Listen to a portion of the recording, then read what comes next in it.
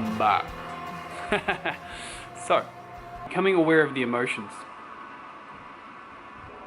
The tricky thing is to know to actually do anything with the emotion. Once you know the emotion's there, to actually become aware that the emotion is there, then you can actually change the emotion. When you change your emotion, you change the experience, the perspective of what you're thinking and feeling and acting.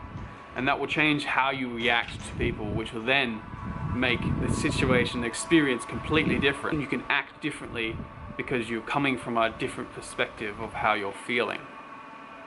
And that will really change the direction of where you think your box is. You know, it will really expand the horizons and the size of that box we put ourselves in. The metaphorical box. Defining your box. Where is your box located, per se? How big is your box? Is it, you know, this big? I'm only this big? Or do you actually look at the box? You know, oh, box is here. Okay. Now, can I make the box a bit bigger? Push it, make it a bit bigger. Expand my box of who I think I am. The interesting things with emotions is they have locations within the body. Where am I feeling this emotion? So that is a very key point, because once you become aware of that, you actually know more about where it is, why it's there. Because you can ask questions within the experience of, I feel this, what was the thought I was having that created this feeling? And then when you know what the thought was, you know where the box is, what your box looks like. How to change your box if you don't know what it looks like, basically. So, you're feeling the emotion within you. Let's say it's anxiety, because that's one I'm fairly familiar with. It sits in the lower abdomen, you know. It's actually part of your, let's say, energetic structure per se, you know. Energy in motion. Emotions. That's what it is. Everything is made of energy, and a thought is energy, but really, we think it's part of who we are. You know, we think the thoughts are made up here, but energy is everywhere. We're surrounded by energy. We're surrounded by everyone else's emotions, whether or not it's physically based, we can see it, or it's actually interacting on a different level altogether. So, you're becoming aware of the emotions inside. You say you have anxiety and you feel it in the abdomen. How do I know what that is related to? You think about the thought. Okay, I'm feeling an emotion. What is the emotion? Find out where it is. The only way to really become aware of these emotions is to sit and feel and think within your body. Actually becoming aware of your internal system.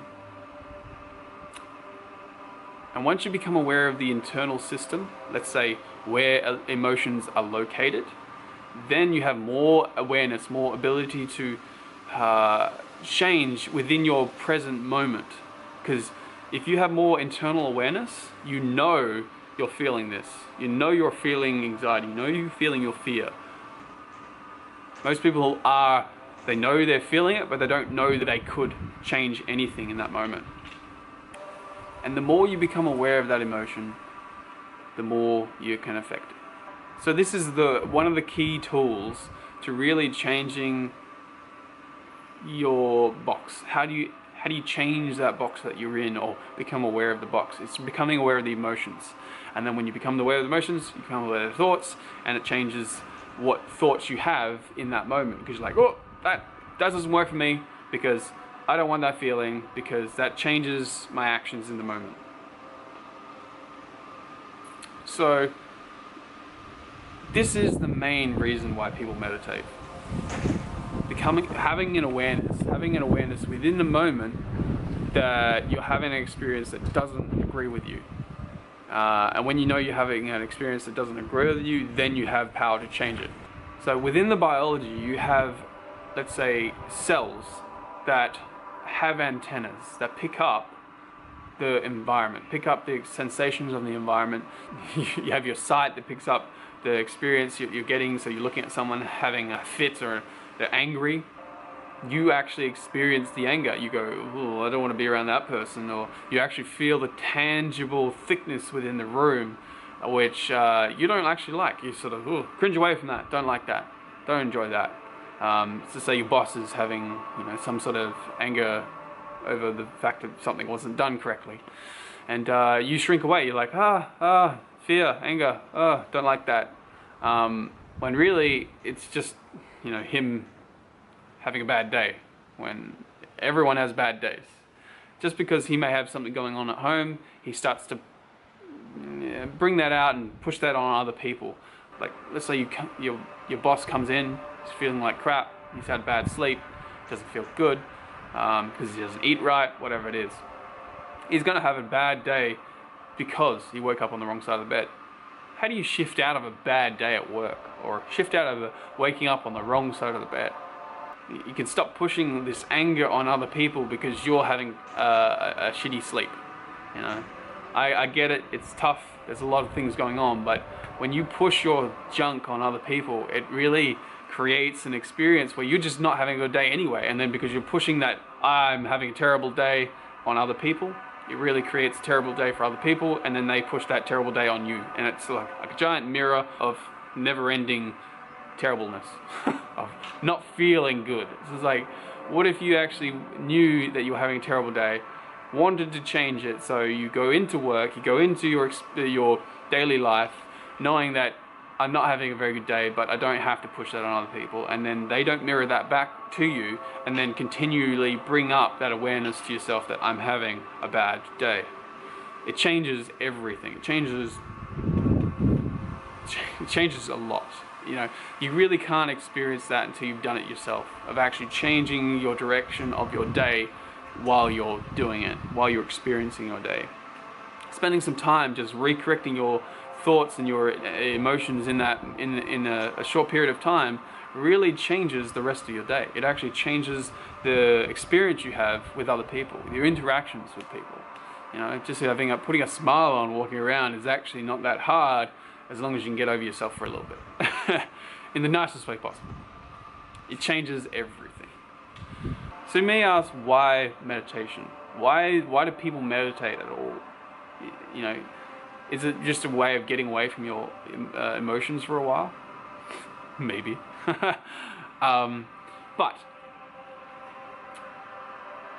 this is a tool of meditation, but you do it while you're on the go. You can actually put yourself, or transfer your awareness, attention span from one thing to another, or one perspective of life to another. I'm having a good day, I'm having a bad day. I'm having a bad day, I'm having a good day. People change our perspectives all the time with their emotions. Your boss is having a shitty day, suddenly you're having a shitty day. You go from, I don't want my boss's shitty day, I'm going to shift from his shitty day to my good day. And then for some reason he realizes you're having a good day, and it just picks him up a little bit, like, he's not reacting to the same way he used to. So he gets a bit of a smile, and then he has a bit more of a better day, and he realizes he's got competent staff or something. Whatever that reaction, the response to him is, it's going to change. It's going to change every time you change your direction of, every time you change your emotional state, your perception, your awareness of what you want to do. And this is a pretty advanced way of sitting and analyzing yourself in the moment. So don't feel discouraged if you go, how do you do that? Right now it's just a simple tool to get allow the awareness to get to this next level of interaction within yourself. It changes everything. It changes your box of reality.